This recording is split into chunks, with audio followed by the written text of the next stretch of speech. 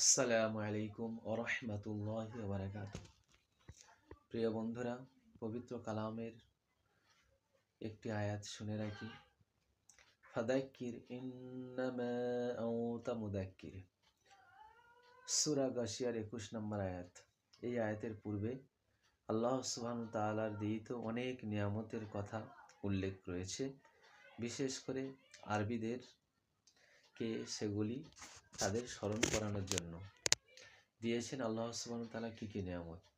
সেই সমস্ত নিয়ামতের পরে আল্লাহ সুবহানাহু ওয়া তাআলা এই আয়াতের মধ্যে প্রিয় নবী সাল্লাল্লাহু আলাইহি সাল্লামকে সম্বোধন করে বলেন, তুমি তাদের এগুলি স্মরণ করাতে থাকো, তুমি একজন উপদেশ দানকারী মাত্র।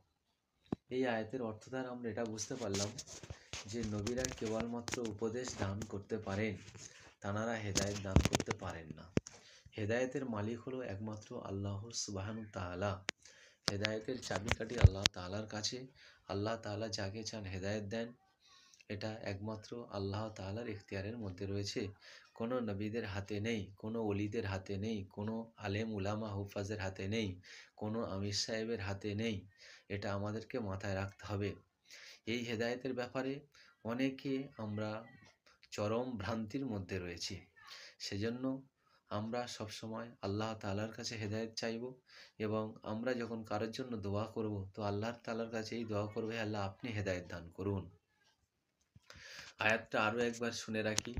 ফাদাক্কির ইন্নামা আনতা মুদাক্কির।